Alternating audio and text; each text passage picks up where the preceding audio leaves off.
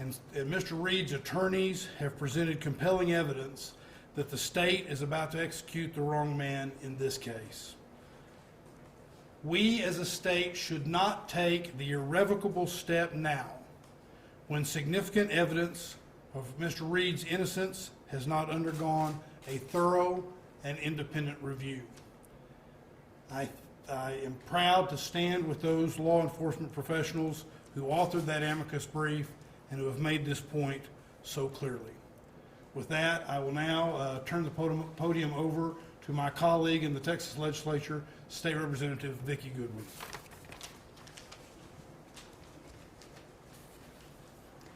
Good afternoon. I'm speaking out against the execution of Rodney Reed, who is set to be executed November 20th. I'm deeply concerned that the state of Texas is about to execute a man who is potentially innocent of the charges against him. As I learned more about this case, I am more convinced that he did not receive a fair trial, that there was racial bias against Rodney Reed, and Rodney Reed did not kill Stacey Stites. Many facts have come to light that were not disclosed during the trial. I will be sending a letter to Governor Abbott asking that he grant a 30-day reprieve. I'm also asking the Board of Pardon and Parole to review the evidence, including new evidence in this case. I'm not alone in my call for a reprieve. Rodney Reed has a large group of supporters, and I would now like to turn it over to Deke Pierce. Thank you very much, Senator Watson and Representative Goodwin, for taking the bold step of what myself and several other law enforcement officers are trying to do. It's what's the right thing to do.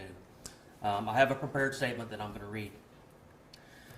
My name is Deke Pierce. As I approach nearly 3 decades in law enforcement, I can say that I've always been very proud of my career choice. Law enforcement is a profession if you can understand if you're not actually a part of it. It's a career I chose because I wanted a job that I enjoyed, and I wanted to feel like I was making a difference. There are incredible responsibilities that come with wearing the badge that so many of us wear, and it also comes with carrying a burden of responsibility as well. I chose this path for each of you, to bear that burden for each of you, to protect the innocent from those that would do them harm, even if it meant to give my own life. Too often these days you hear about the downside of being in law enforcement. You hear about the bad apples in law enforcement who make the rest of us look bad and question the actions of all the good that we do provide. However, working in law enforcement, it offers a sense of belonging and family that most will not understand. There is a practical and selfless reason for being a law enforcement officer, and opportunities for us to do good for the community, to make a positive difference in people's lives. We are here today to do our part. In the case of Mr. Rodney Reed, to do our part to right a wrong. By filing this amicus brief with United States Supreme Court, this brief is sponsored by myself and 12 other active and retired law enforcement officers with over 250 years of combined law enforcement experience. We each care deeply about the criminal justice system and the rule of law. While that often means holding wrongdoers accountable, it is equally important goal of the justice system to avoid punishing the innocent as well. Wrongful convictions, and especially wrongful executions, are not only unjust, but they also undermine the legitimacy of our laws and public trust. In turn, it tarnishes the image of the system that we as law enforcement officers swore to uphold. While many of us do not oppose the imposition of the death penalty in appropriate cases, we all agree that cases call for a greater degree of reliability when the death penalty is imposed. We have come together to say that such reliability is lacking in Mr. Reed's case, as there are questions as to whether all pertinent and critical evidence was introduced during trial.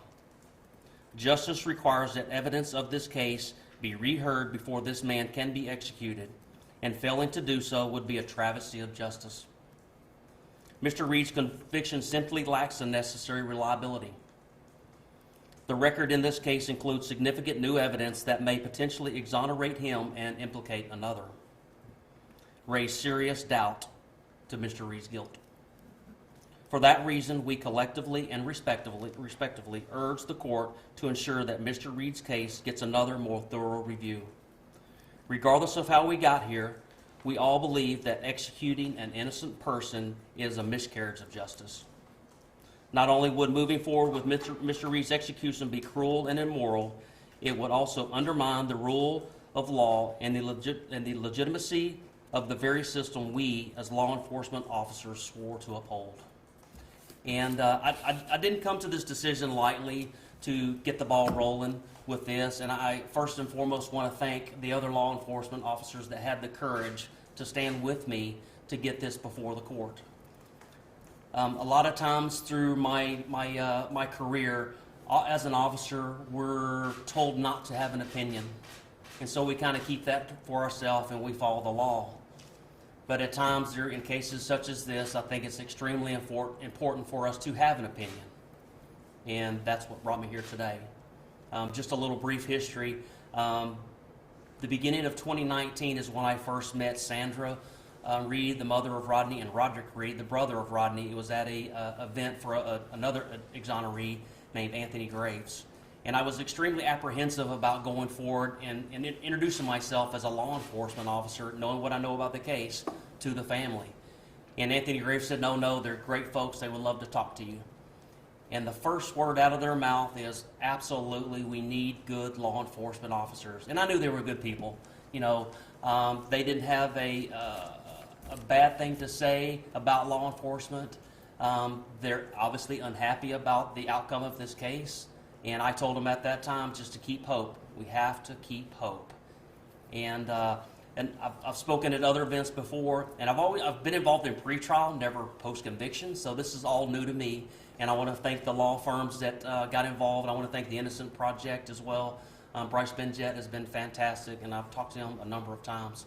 Another thing that kind of took the Reed case, and I think several folks here will agree with me, is the Dr. Phil show. Dr. Phil came and interviewed Rodney, and that took it to the next level. Another thing is Kim Kardashian and her star power has taken it to another level as well. And slowly but surely, there are other representatives and state officials that are coming out wanting to do the right thing as well. And I thank each and every one of that for taking the bold move to do so. And that's all I have. Anybody have any questions or anything? So you're the instigator, so to speak, behind this? It would seem so. Okay. And you rounded up Yes, sir. other law enforcement? Yes, sir. And like I said earlier, some were apprehensive about doing it. You know, they're in fear for their jobs. And, I mean, I'm not in fear of losing my job. I've talked to my boss. I know my office is getting probably tired of hearing me talk about it, you know, so... But we have to we have to, if not me, somebody else, we as people, as citizens, need to step forward when we see an unjust.